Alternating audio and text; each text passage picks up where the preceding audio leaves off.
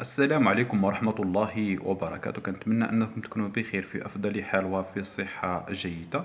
في هذا الفيديو بحول الله تعالى غادي نتكلم فيه عن موعد وتوقيت والقنوات الناقلة لمباراة المنتخب الوطني المغربي المحلي ضد المنتخب السنغالي. هذه المباراة كتندرج ضمن دور النصف النهائي من كأس إفريقيا للمحليين. نصف النهائي الأول من كأس إفريقيا المحليين غادي يجمع بين المنتخب الوطني ضد السنغال. بالنسبه لموعد مباراه المنتخب الوطني المغربي المحلي ضد المنتخب السنغالي غادي تكون غدا ان شاء الله الثلاثاء 26 غشت. بالنسبه لتوقيت المباراه تجرى على الساعه 6:30 بتوقيت المغرب وعلى الساعه 5:30 بتوقيت غرينتش. قبل الحديث عن القنوات الناقله لمباراه المنتخب الوطني المغربي المحلي ضد المنتخب السنغالي غادي نتكلموا عن التشكيله المتوقعه اللي ممكن يعتمد عليه السي طريق سكيتيوي ضد المنتخب السنغالي. غالبا غادي يعتمد على نفس التشكيله اللي ربح بها المنتخب التنزاني. ربما غادي يدير واحد التغييرات اللي بسيطه، ولكن بنسبه كبيره غادي يعتمد نفس التشكيله. دائما التشكيله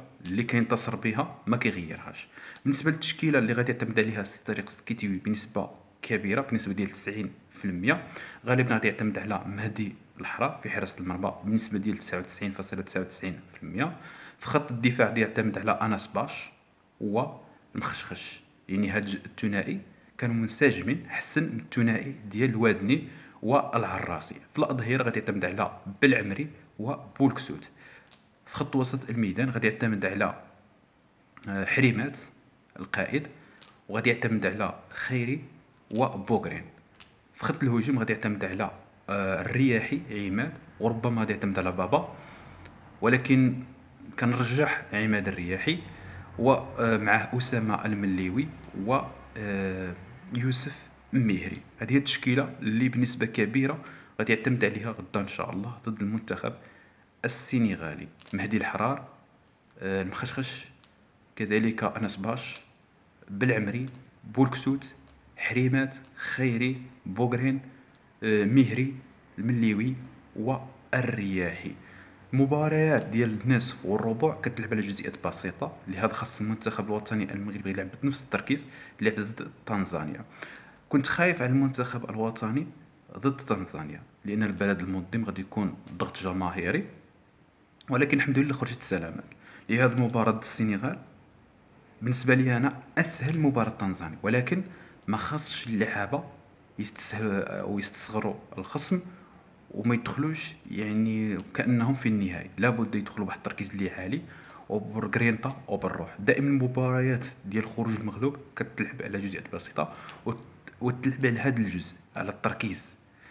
الفريق اللي كيكون مركز 90 دقيقه كينتصر، الفريق اللي كيكون مشتت ذهنيا كيخسر. المغرب من خسر مع كينيا ما خسرش لان كينيا قويه، لان دخلوا اللعابه مشتتين تركيز. بالمدح ديال الاعلام المحلي يعني خرج اللعابه من المسابقه. لهذا نتمنى ان اللعابه يدخلوا بنفس التركيز اللي لعبوا ضد تنزانيا، اللي لعبوا ضد الكونغو الديمقراطيه، اللي لعبوا ضد زامبيا، اللي لعبوا ضد انغولا. ما يدخلوش نفس التركيز اللي دخلوا مع كينيا. مع كينيا راه كانوا غايبين، كانوا خارج المباراة، كانوا شاردي الذهن. زيد عليها حتى ديك الجرينتا والروح اللي كانت ضد انغولا غاب ضد كينيا. لهذا نتمنى ان المنتخب الوطني المغربي المحلي يدخل بالجرينتا وبالروح، وإلا دخلوا بنفس اللعب اللي داروه مع تنزانيا اكيد ان شاء الله غادي نكونوا في النهائي. عندنا لعابه اللي مزيانين، عندنا لا في الهجوم ولا في الدفاع ولا في الوسط. صراحة المنتخب المحلي يعني كيلعب بواحد الروح وبواحد الكرينطة أكثر من المنتخب الوطني الأول. إلا شفتو المنتخب الوطني الأول من لعب يعني في كأس إفريقيا في كوت ديفوار ما لعبش بهاد الكرينطة وبهاد الروح اللي لعبوا بها المنتخب الوطني المحلي. يعني كتشوف اللعابة يتقاتلوا وكياكلوا الكازو مع المنتخب. ربما كاين اللي كيقول لك راه مسابقة ودية، راه كأس أفريقيا المحلية ماشي شي بطولة، راه بحال كنقولو حنا بحال الطورنوا ديال رمضان، يعني المستوى ديالو ضعيف. وحنا نقولوا لهم راه هاد المسابقة هي اللي تعكس الكرة المغربية، كتعكس الكرة المحلية ديال المغرب، لأن كنلعبوا مع الدوريات الإفريقية. فمثلا المنتخب الجزائري مكون من لاعب ديال الدوري الجزائري، كذلك السنغال، كذلك زامبيا، الكونغو الديمقراطية، ربما غياب المنتخب المصري. المنتخب المصري من غير السياسة ديالو تراجع المستوى ديالو. المنتخب الاول، انا نهضر على المنتخب الاول. علاش؟ من ولا يعتمد على لاعبين محترفين تراجع المستوى المنتخب المصري، يعني ما بقاش داك المنتخب المرعب. لهذا بزاف ديال الناس كيحاولوا يديروا داك المقاربه بين المنتخب المصري والمنتخب الوطني المغربي الاول. نقول لهم راه داك مصر اللي كنتو يعني كتشوفوها هادي شحال ماشي هي مصر ديال دروك. بالنسبه للمنتخب اللي صعيب حاليا، المنتخب الوطني الجزائري او المنتخب الجزائري هو اللي صعيب حاليا، اللي عنده مستوى اللي كبير. اما المنتخب المصري بالنسبه ليا مبقاش ديك القوه.